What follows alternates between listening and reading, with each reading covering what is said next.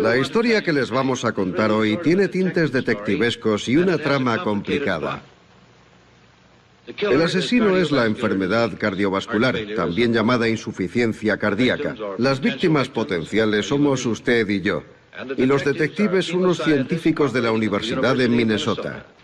Todos sabemos que el principal asesino de los estadounidenses es la enfermedad cardiovascular, que provoca daños en el corazón y en los vasos sanguíneos. De cada 10 hombres, 5 la padecerán. En la década de 1950 hubo una creciente ola de infartos de enfermedades cardíacas. Hombres de mediana edad, en la plenitud de la vida, sufrían infartos de corazón. La gente estaba asustada. Se trataba de hombres cuyos padres nunca habían sufrido ese problema. En 1955, el presidente Eisenhower sufrió un infarto que le obligó a ausentarse del despacho Oval durante 10 días. El pánico se extendió por todo el país. Los ojos de todo el país y del mundo entero estaban puestos en el Hospital Militar Fitzsimmons en Denver, tras conocerse que el presidente Eisenhower había sufrido un infarto. El doctor Paul Dudley White, acompañado del secretario de prensa de la Casa Blanca, James Hagerty, lo describió como un infarto moderado, producido por una lesión de los tejidos de una pared cardíaca interna. Había una sensación de crisis, de urgencia por descubrir cuáles eran las causas de las enfermedades cardiovasculares. Y se barajaban algunas hipótesis, como una deficiencia de vitaminas, la polución, etc. Pero Ansel Keys, investigador y patólogo de la Universidad de Minnesota, sugirió que la culpa era de las grasas saturadas. Las grasas saturadas elevaban el colesterol total, que a su vez obstruía las arterias y provocaba infartos de corazón. A esto lo llamaban hipótesis de la dieta del corazón. Aquí tenemos las estadísticas. Muestran que este problema, aquí en Estados Unidos, es más grave que en el resto del mundo. Probablemente se deba a nuestro estilo de vida y a nuestra dieta. La cuestión es que no sabemos mucho de esta enfermedad y golpea sin avisar. Pero podemos decir... Cuando el presidente Eisenhower sufrió un infarto de corazón, Keys salió a la palestra porque el médico encargado de tratar a Eisenhower le puso de inmediato una dieta baja en grasas y dijo que la causa de su infarto de corazón había sido su dieta y no el hecho de que fumara como un carretero. No. La hipótesis de Keys se basaba en una afección llamada xantoma, que consiste en la producción de placas de grasa debajo de la piel. Son visibles, aparecen en los párpados y tienen colesterol en su interior. Así que la idea era que también había colesterol dentro de nuestras arterias y que este provocaba su obstrucción. Por tanto, el colesterol se convirtió en el primer demonio contra el que luchar. Keys presentó esta hipótesis y los investigadores comenzaron a estudiarla. Pero simultáneamente, la comunidad científica empezó a hablar de ella como si realmente fuera cierta y solo hubiera que confirmarla. Lo que dijeron fue que solo necesitaban poner los puntos sobre las íes. En el año 1958, Ansel Keys pone en marcha un estudio de una magnitud sin precedentes en 7 países: Grecia, Yugoslavia, Italia, Países Bajos, Finlandia, Estados Unidos y Japón. Quería observar el vínculo estadístico entre la alimentación, especialmente las grasas, la tasa de colesterol y el riesgo cardiovascular de la población.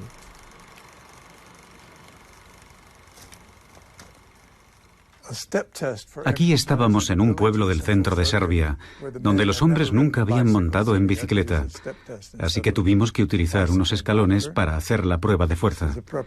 En esta vemos cómo preparan la dieta que habíamos escogido. Y esta es Margaret Keys, que instaló un laboratorio de análisis del colesterol. Examinamos a unos 14.000 hombres en 14 regiones de 7 países. Hubo gente que nos llamó de Finlandia para decirnos que tenían la tasa más alta de infartos de corazón del mundo. Y también nos llamaron de Japón. Así fue como se escogió la lista de países. Una vez elegidas las variables a estudiar, Todo depende de la cooperación sobre el terreno y de la disposición de las comunidades.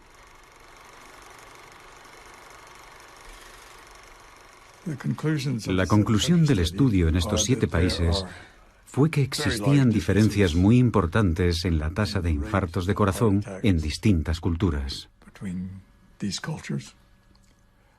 Entre 5 y 10 veces más.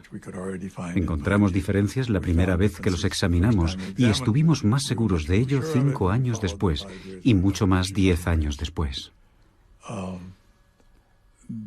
Había diferencias muy notables en la distribución del colesterol. La distribución de colesterol en Japón iría así y en Finlandia así. Se produce una ligera superposición. Es decir, que los colesteroles más altos de Japón apenas coinciden con los colesteroles más bajos de Finlandia. Es así de elocuente. Ansel Keys hizo una mala ciencia porque construyó los hechos que validarían su hipótesis. De manera que él publica una curva. Esto es un gráfico. Aquí están las personas que mueren y aquí tenemos el consumo de grasa de la población. Aquí está Japón, Italia, Inglaterra, Australia, Canadá y Estados Unidos. Y al observar el gráfico diremos que efectivamente cuanta más grasa se come, más infartos hay. Es sencillo. Pero hizo algo que no es correcto porque seleccionó los datos que validaban su punto de vista. De hecho, si nos fijamos, hay otros países. Aquí tenemos a Francia, que entonces tenía una tasa de infartos de nivel 1, y aquí está Finlandia, que tiene una tasa de infartos del nivel 7, y están en la misma línea de consumo de materias grasas. Así que hay algo que no cuadra en su hipótesis. ¿Cómo puede variar una tasa de infartos de 1 a 7 con el mismo consumo de materias grasas? Esto no confirma el vínculo directo entre el consumo de materia grasa y la tasa de infartos. Era necesario que fuera refutado y lo fue. Hubo 2 estadísticos que dijeron, esto no es posible. Ha seleccionado solamente los datos que encajan con su hipótesis. Esto no es buena ciencia. Así que publicaron una refutación a los trabajos de Keys. Él se lo tomó muy mal, reunió fondos y se embarcó en un nuevo estudio. En esta ocasión hizo ensayos de colesterol y publicó el estudio realizado en 7 países. Y esta vez sí encontró una correlación, un vínculo estadístico entre la tasa media de colesterol y la tasa de infartos en las diferentes poblaciones. Y de nuevo traza una línea recta entre los puntos que encajan bien con su teoría. El problema es que él hace una selección de países que se ajustan bien a su teoría. Por ejemplo, Francia. Francia fastidia a todo el mundo porque tenemos una tasa media de colesterol superior a la media, y sin embargo es el país con la menor cantidad de infartos del mundo, y él no la incluye. Por tanto, se siguen manipulando los datos. No intenta validar una hipótesis, intenta demostrar que esa hipótesis es buena manipulando la realidad. Y eso no está bien, ya que embarcará a los países occidentales en una guerra contra el colesterol, que no se fundamenta sobre una base sólida. Está dentro de la naturaleza humana ver lo que uno quiere ver y no querer ver todos los argumentos que hay en contra. Pero, por supuesto, los científicos han aprendido a luchar contra ese instinto natural, a desconfiar de sus propias ideas y a realizar pruebas rigurosas. En eso consiste el entrenamiento científico. Y si sucede de forma reiterada, es que ese no es el caso. Ansel Keys es el ejemplo más increíble de esto. Él dice, yo tengo razón, mientras usted no demuestre lo contrario. Hace 22 años, en nuestro país llevamos a cabo un programa que se marcó como objetivo descubrir cómo se desarrollaba y cuáles eran las causas de la enfermedad cardiovascular. Más de 5.000 personas fueron examinadas regularmente y ahora se está analizando a una segunda generación. En Estados Unidos hicieron algo muy inteligente. Escogieron a una comunidad llamada Framingham e hicieron un seguimiento a todos sus habitantes. Durante 30 años analizaron lo que comían y lo que hacían para encontrar vínculos entre la alimentación y los accidentes cardiovasculares con el fin de formular una hipótesis. El estudio de Framingham confirmó que el tabaco era una causa, que la hipertensión era una causa y que el sedentarismo era otra. Los investigadores quedaron muy decepcionados al constatar que no había relación entre el colesterol y las enfermedades cardiovasculares. Por cada miligramo por decilitro de colesterol sérico, en un periodo de 14 años, se produce un aumento del 11%, tanto en la tasa de mortalidad general como en la tasa de mortalidad cardiovascular. Por tanto, entre las personas en las que el colesterol había bajado en el transcurso de esos 30 años, había una tasa mayor de infartos que entre aquellas en que el colesterol se había mantenido estable o había aumentado. ¿Cómo afrontaron entonces los investigadores de Framingham estos decepcionantes resultados en lo que concierne al colesterol? El caso es que tuvieron suerte, porque justo en ese momento, en la biología médica se introdujo una nueva técnica que permitía separar diferentes fracciones de lipoproteínas, las que transportan el colesterol. Se identificó lo que llamamos el HDL y el LDL, que poseen densidades diferentes. Y tienen suerte porque constatan que el HDL, al que llamarán buen colesterol, se asocia a una disminución del riesgo cardiovascular. No es muy significativo, pero va bien. Y por otro lado, la otra fracción del colesterol, el LDL, es una lipoproteína, no es solo colesterol. Lo denominarían colesterol malo. Creemos que el colesterol malo forma parte de un sistema que se va depositando en las arterias, en el corazón y en el cerebro. Mientras que el colesterol bueno intenta llevarse todo eso, deshacer todo eso. Creemos que nuestro estado de salud es el resultado de esa batalla entre el colesterol bueno y el malo. El colesterol es una molécula importantísima para el cuerpo. La mayor parte la fabrica el hígado. Según los estudios, entre el 70 y el 80% del colesterol lo fabrica el hígado y el resto lo aportan los alimentos. Vamos a partir del hígado. El hígado produce el primer tipo de colesterol, que denominamos colesterol LDL. En realidad, el LDL es una lipoproteína, que es un conjunto de grasas y proteínas. Yo a esto lo llamo pequeño submarino, así que voy a dibujar un pequeño submarino. Así. Tenemos moléculas de colesterol en el exterior y también en el interior, que llamamos el cargamento. Y en el interior vamos a encontrar vitaminas y grasas. Las grasas forman los triglicéridos y luego tenemos las vitaminas, que son A, D, E, K, también con colesterol. Este pequeño submarino va a desplazarse a los órganos y se pegará a una célula. La célula emitirá una señal para indicar que tiene necesidad de que le den triglicéridos, colesterol y vitaminas liposolubles. A veces la célula tendrá demasiado colesterol, así que hará lo mismo. Indicará que tiene necesidad de deshacerse del exceso de colesterol y de componentes que están un poco dañados. Y entonces tendremos otro tipo de lipoproteína, que esta vez llamaremos HDL. Es el mismo tipo de submarino que se pegará a la célula y llevará al hígado, aquí voy a escribir hígado, llevará al hígado todos los componentes que la célula no necesita, porque están dañados o los tiene en exceso.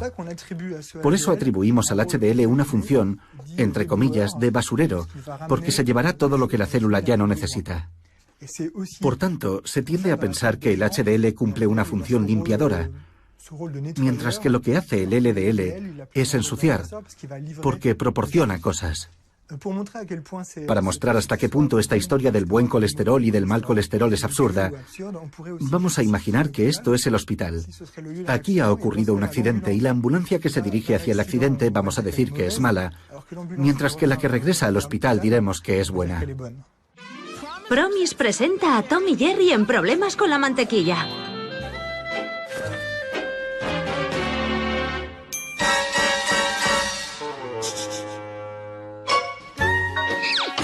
Battery Light Promise contiene un 85% menos de grasa saturada y cero colesterol. Por eso es mejor que la mantequilla para reducir el riesgo de enfermedad cardiovascular. ¿Sigue comiendo mantequilla? De inmediato, la cuestión del colesterol pasó a formar parte de los intereses industriales principalmente, y sobre todo al principio, de la industria agroalimentaria, que empezó a seleccionar y a promocionar alimentos que estaban en concordancia con las recomendaciones de Ancel Keys, que decía que había que comer menos grasa. Se produjo una convergencia de intereses entre la industria agroalimentaria y los que consideraban al colesterol el enemigo público número uno. Este librito, Tu corazón tiene 9 vidas, lo escribió el médico Jeremiah Stanley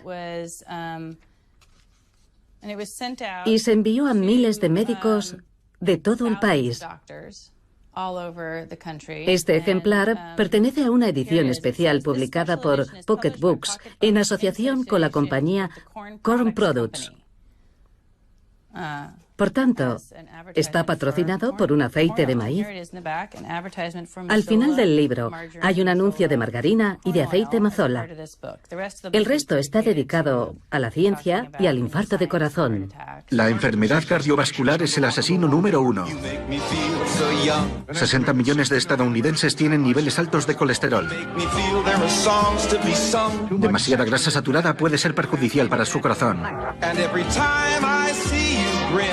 Perjudicial para su corazón. En 1948, la compañía Procter & Gamble, fabricante del aceite Crisco, un aceite vegetal, designó a la Asociación Estadounidense del Corazón beneficiaria de un concurso de radio llamado Los Caminantes. Y de la noche a la mañana, y esto figura en la historia oficial de la Asociación Estadounidense del Corazón, recibieron millones de dólares.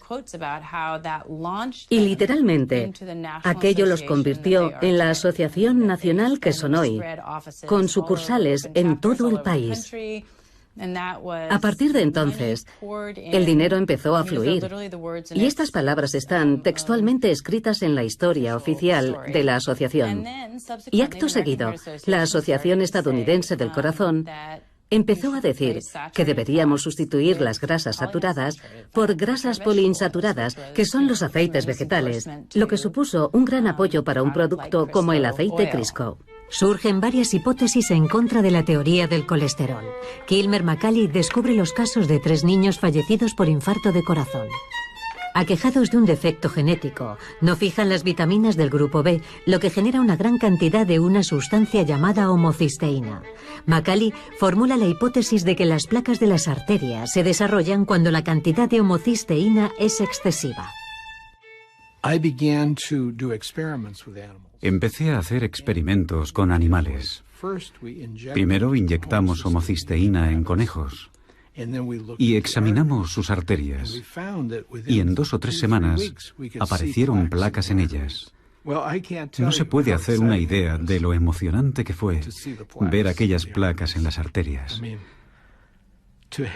Formular una teoría, probarla con animales y ver los resultados con tus propios ojos es indescriptible.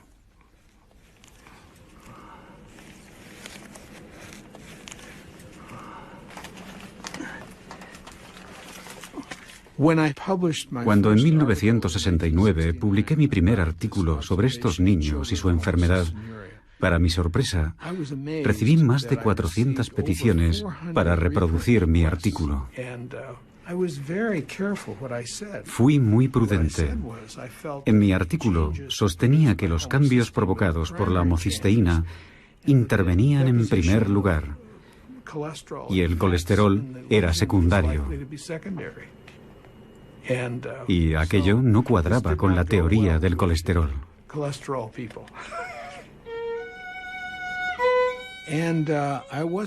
Yo no estaba preparado para lo que sucedió después. Lo primero que pasó fue que me trasladaron al sótano, con las arañas y las cucarachas, al sótano de un edificio construido en 1811. Así que allí estaba, en un incómodo laboratorio sin ventanas a la calle. Mis colegas vieron las pésimas condiciones y se marcharon.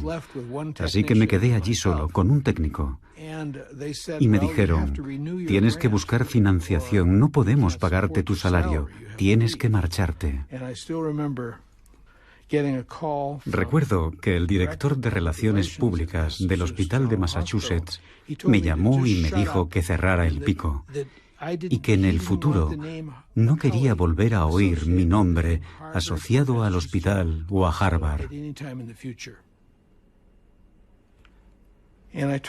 Entonces le dije a mi mujer que si algo fallaba en mi teoría, si era absurda y no tenía ninguna consistencia, nadie le habría prestado atención. Si a la gente le importaba, era porque representaba una amenaza para alguien, o había algunos factores que yo desconocía, que estaban provocando la intimidación a la que me estaban sometiendo.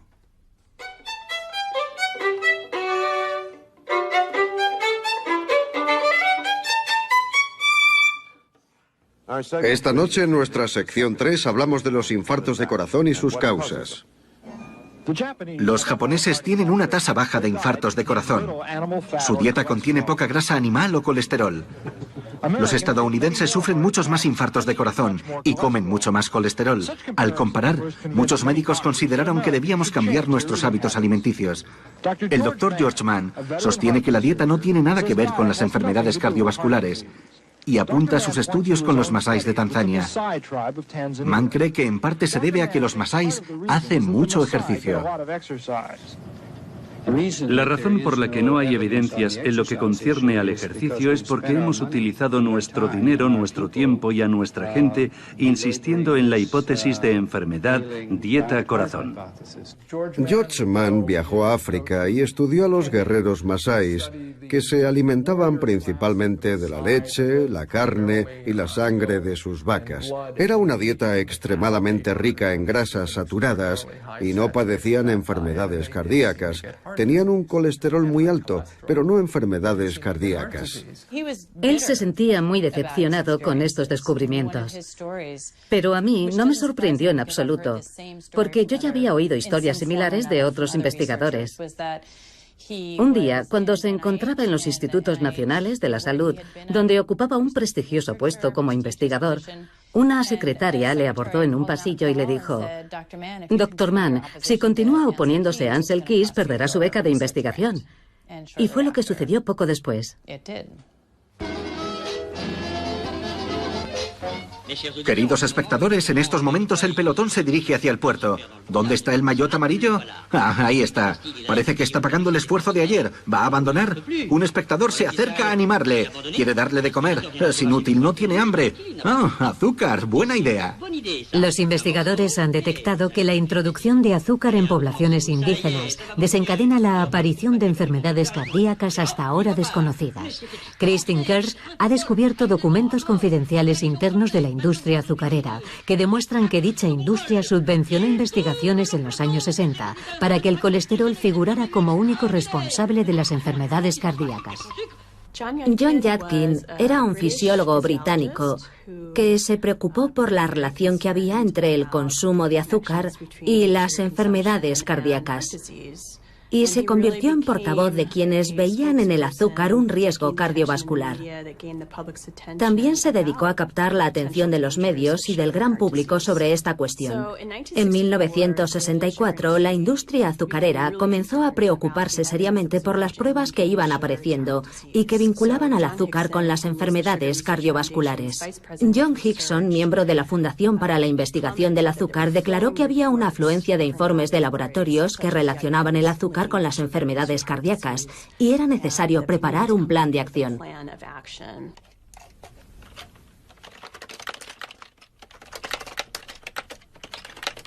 En 1965, una serie de artículos que se publicaron en los Anales de Medicina Interna fueron recogidos por el New York Herald Tribune, importante competidor del New York Times en la época. Yadkin consiguió un artículo a toda página en la edición dominical, en el que cuestionaba si se podía vincular la grasa a las enfermedades cardíacas en vez de al azúcar. El artículo comentaba también que la relación entre el azúcar y las enfermedades cardíacas había sido teórica hasta aquel momento, pero que nuevas pruebas confirmaban cada vez más esa relación. Tan solo unos días después de la aparición de aquel artículo, los responsables de la industria azucarera decidieron lanzar el proyecto 226. Se trataba de encomendar a investigadores de Harvard una revisión de la literatura científica sobre la materia y de publicar una crítica negativa de todos los artículos que vinculaban el azúcar a las enfermedades cardíacas, de manera que los políticos concedieran menos importancia a los estudios científicos que vinculaban el azúcar con esta enfermedad. Aquí tenemos la correspondencia sobre los borradores del estudio. Hickson, de la industria azucarera, escribió al profesor Hested diciéndole que esperaba tener un borrador cuanto antes. Decía: espero que pueda usted enviarme una copia del borrador del manuscrito lo antes posible para poder cumplir con mis obligaciones. Y esta es una carta de la Fundación para la Investigación del Azúcar que dice: muchas gracias por el borrador del manuscrito. Debo decirle que cumple absolutamente con nuestras expectativas y estamos impacientes por verlo publicado. El artículo se centraba en la cuestión: ¿provoca el azúcar enfermedades coronarias?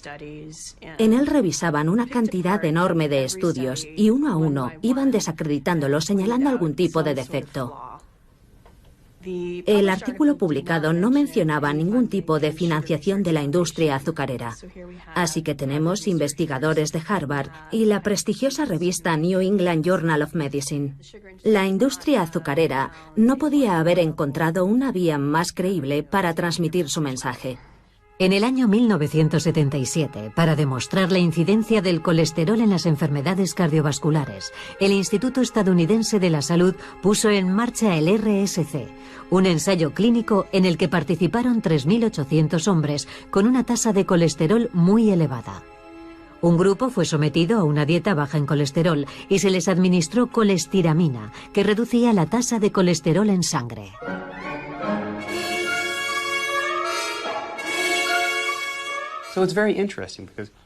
Es muy interesante. Se partía de una franja de edad formada por hombres de mediana edad. Y lo que se publicó más adelante basándose en dicho estudio fue una conclusión mucho más amplia, en la que se afirmaba que la reducción del colesterol sería beneficiosa para toda la población estadounidense en general, no solamente para el grupo en cuestión, sino para cualquier persona con una edad superior a 2 años.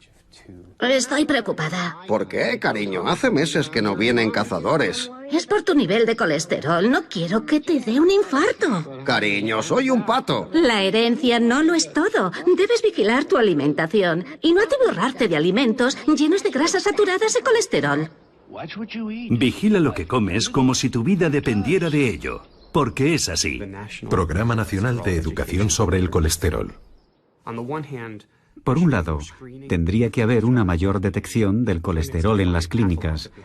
Y por otro lado, se debería sensibilizar a la población estadounidense sobre la importancia de conocer sus niveles de colesterol.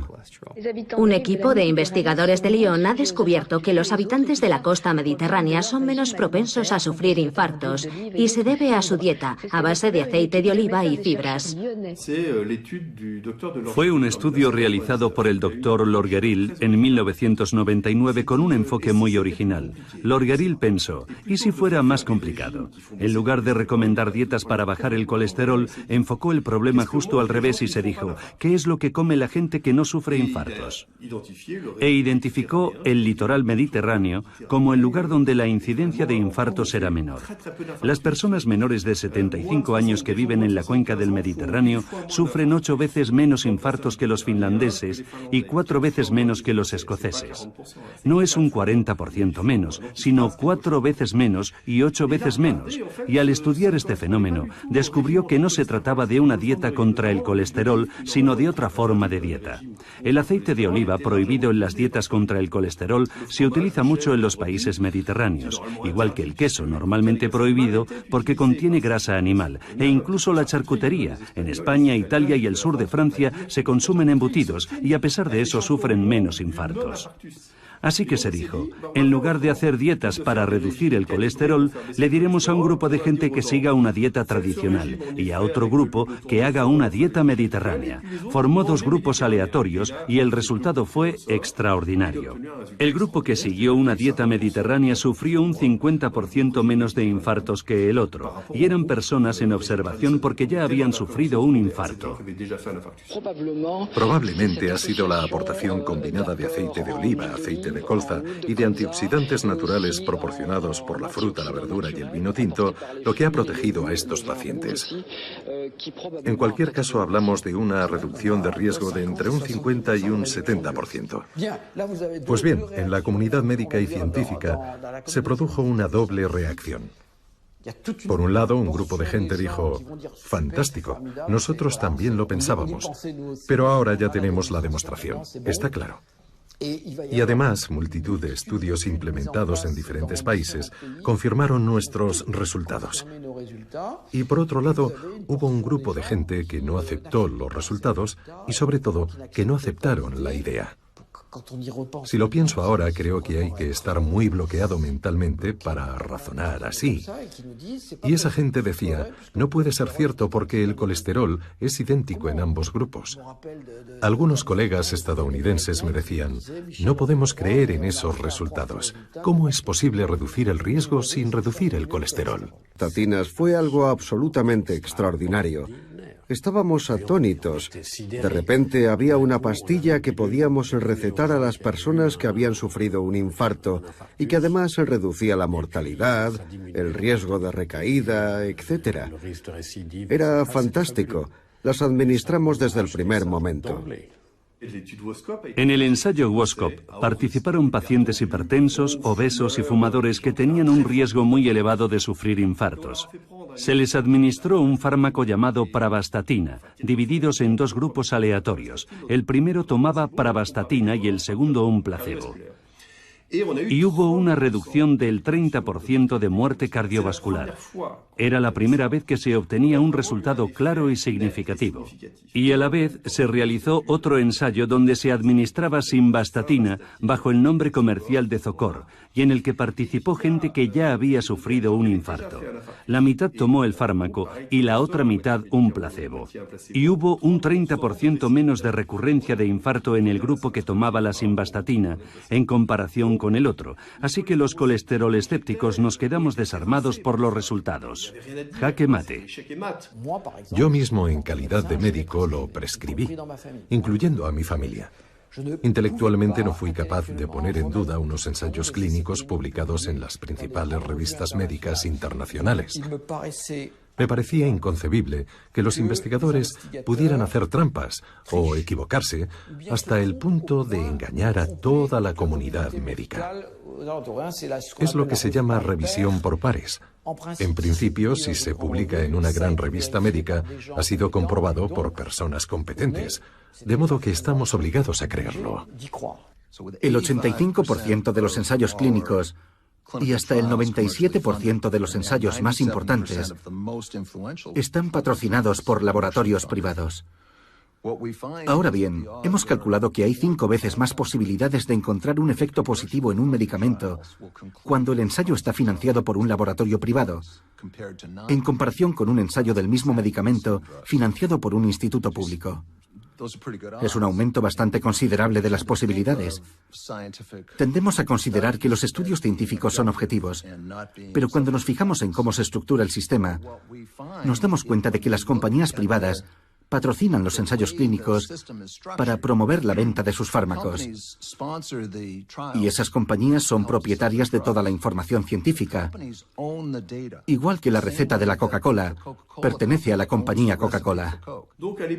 Así que a pesar de las dudas sobre algunos ensayos que no llegaban a reproducir los resultados iniciales, el hecho de que el medicamento fuera tan eficaz tanto en personas que no tenían colesterol como en las que sí lo tenían, hizo que casi nadie se atreviera a oponerse o a plantearse serias dudas.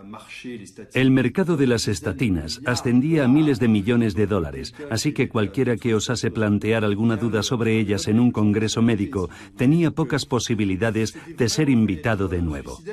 Era casi suicida criticar las estatinas y además tampoco había suficientes elementos científicos porque unos años antes se habían obtenido unos fantásticos resultados y nos enfrentábamos a un problema global.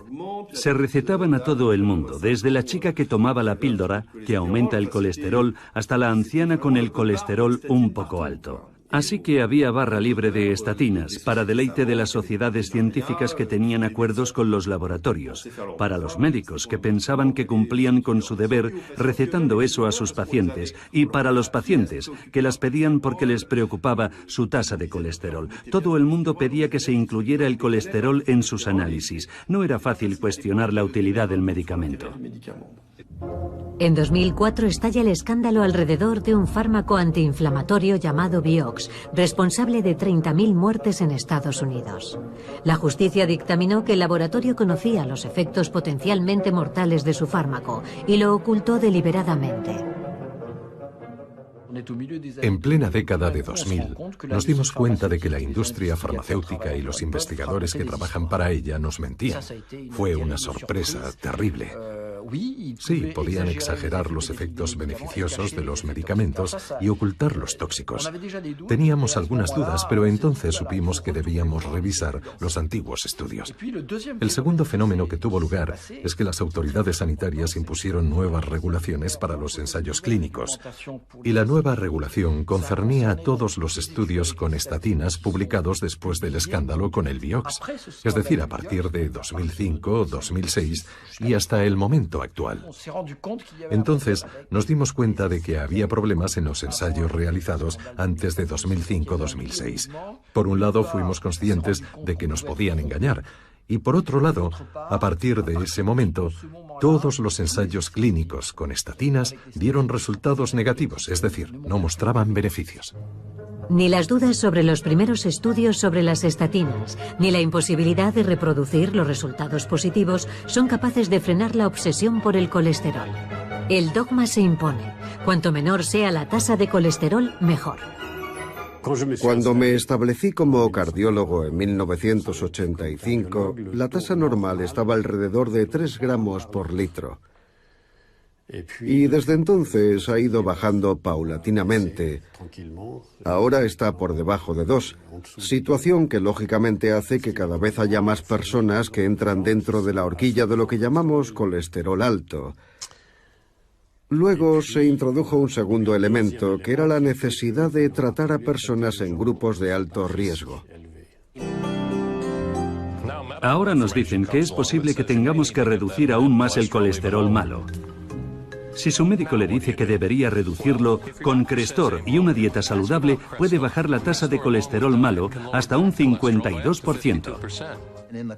En el año 2001, en la última revisión sobre las recomendaciones del colesterol en Estados Unidos, elaborada por un grupo de expertos, hemos sabido que 9 de los 14 expertos tenían vínculos financieros con la industria farmacéutica. Es un dato muy importante, porque en 2001 Casi se triplicó el número de estadounidenses a los que se recomendaba tomar estatinas. El número pasó de 13 a 36 millones, y la mayor parte de estos 23 millones que debían tomar estatina no padecían ninguna enfermedad cardiovascular. Se da una extraña paradoja. Me gustaría detenerme un momento a analizar los términos normal y patológico que solemos utilizar. Cuando algo es patológico, hay claramente una enfermedad. Es fácil cuando se trata de una patología como el cólera o la tuberculosis con sus lesiones características. Pero es más complicado cuando se trata de placas de grasa en el interior de los vasos sanguíneos de casi todas las personas mayores de 40 años. Algo importante que debemos saber de la arteriosclerosis, es decir, de las lesiones que se forman en las arterias, es que de hecho se trata de placas. Si dibujamos una arteria como un tubo, las placas se desarrollan de forma localizada en una arteria que es normal. En un determinado lugar aparece una estenosis, por regla general de forma asimétrica. Y en este angostamiento la sangre tiene dificultades para pasar a través de esa constricción que provoca la placa arteriosclerótica. Bien, si hacemos un corte en este sentido, así, aquí está la luz de la arteria, en este punto. La sangre consigue pasar por aquí porque hay una presión fuerte. Pero si en la arteria hay una estenosis, es porque esta placa arteriosclerótica está formada por un tejido muy duro, como si fuera madera. Algunos pacientes tienen depósitos de calcio a lo largo de la luz arterial, es decir, un proceso de calcificación en forma de espinas que pueden provocar una ruptura y causar lo que llamamos un trombo.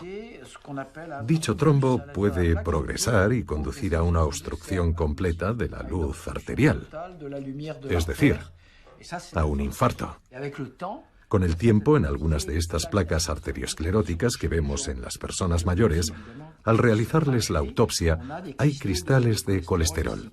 Paradójicamente, aunque estos depósitos de colesterol son la consecuencia de una degradación de la placa arteriosclerótica, algunos han querido convertirlo en la causa. Un aspecto que a menudo se pasa por alto es que el colesterol no es un veneno que fluye por las arterias, es una grasa esencial para la fabricación de nuestras células. Sin él no podemos vivir.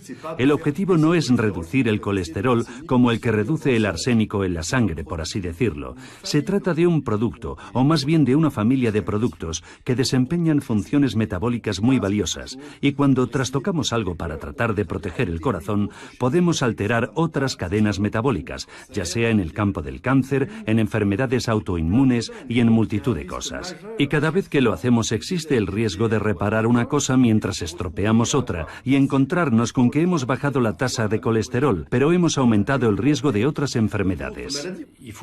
Me gustaría que alguien me explicara esto. Después de 2 millones de años de evolución del ser humano, ¿por qué habría un colesterol malo y un colesterol bueno?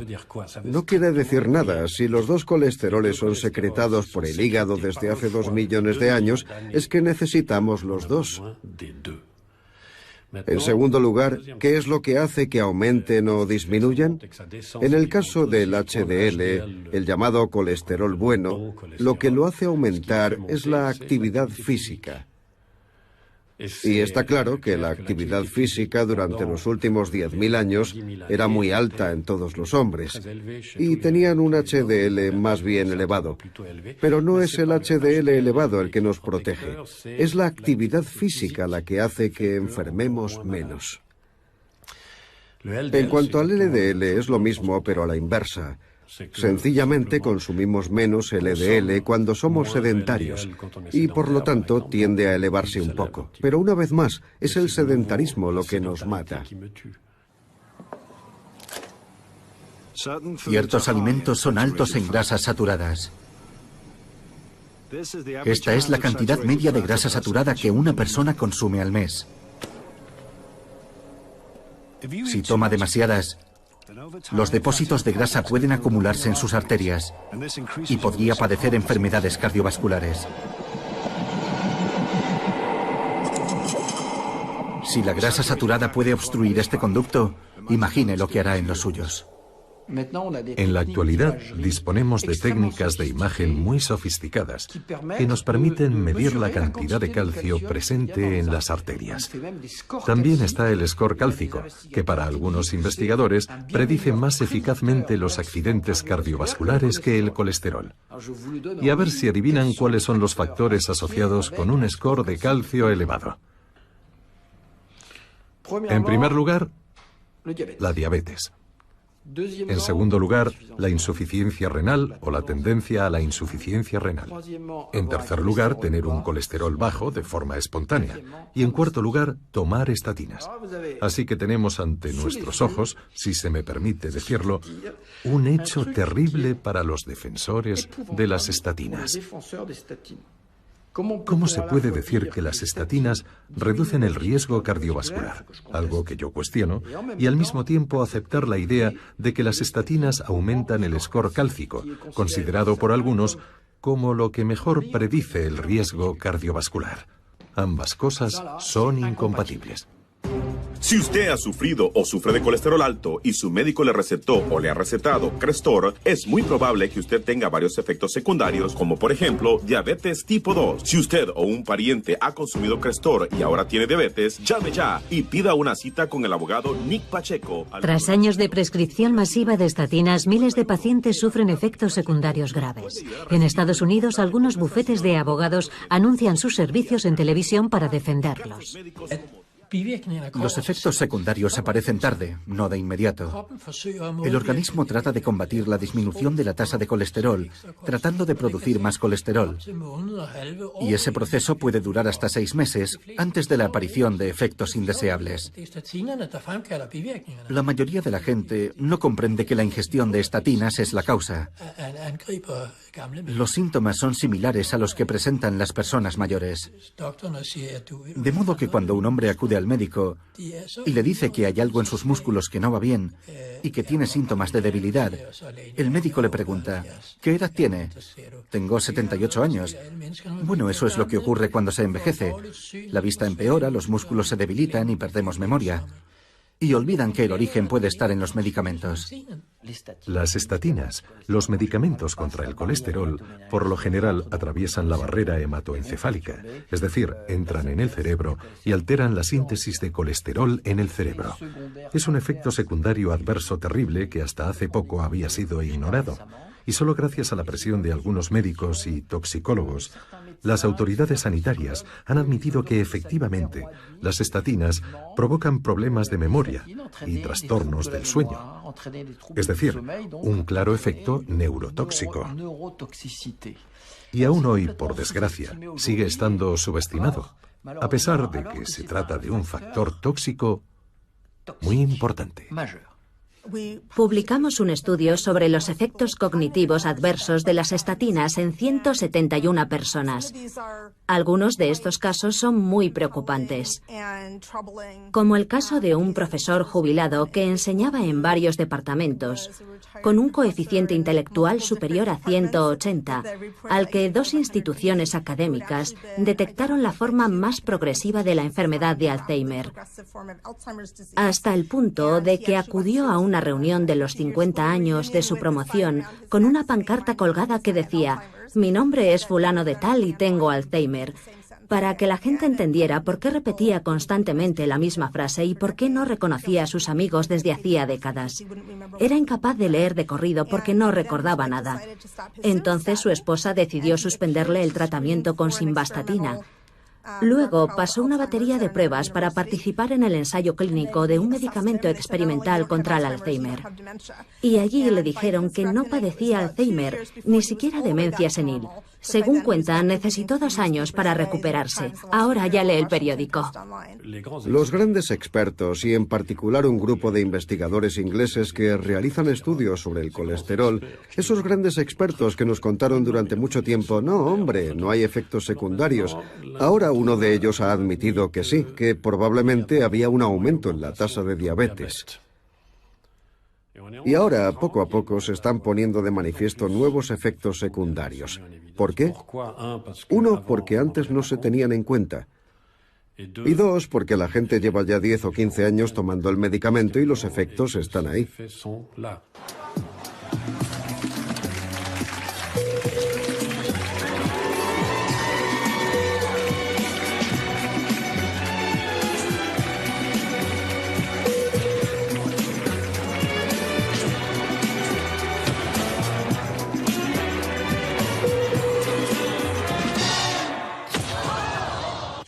En este gráfico, extraído de un artículo publicado en 2004 en el British Medical Journal, es decir, en un periódico bastante serio, en el eje horizontal tenemos los años y en el vertical la incidencia, es decir, el número de hospitalizaciones por infarto en Reino Unido en color rojo.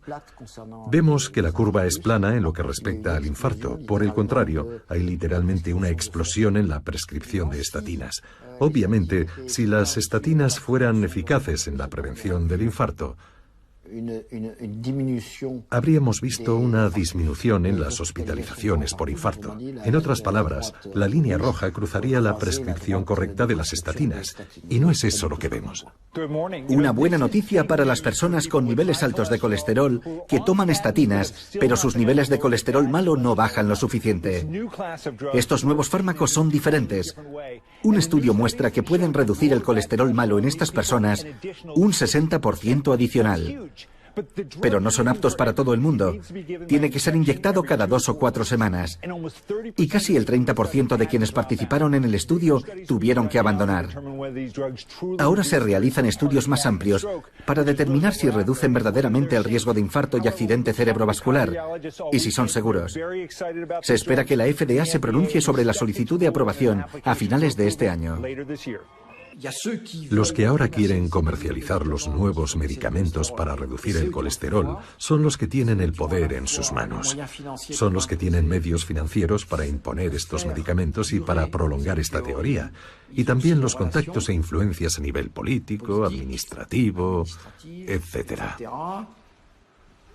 Y luego existe otro pequeño mundo que podríamos calificar de alternativo, que dice que no.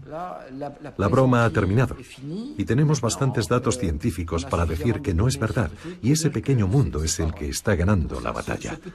En realidad es la disputa de siempre entre el punto de vista antiguo y el moderno siempre se acaba imponiendo.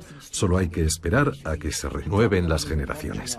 Sin embargo, la batalla será muy dura.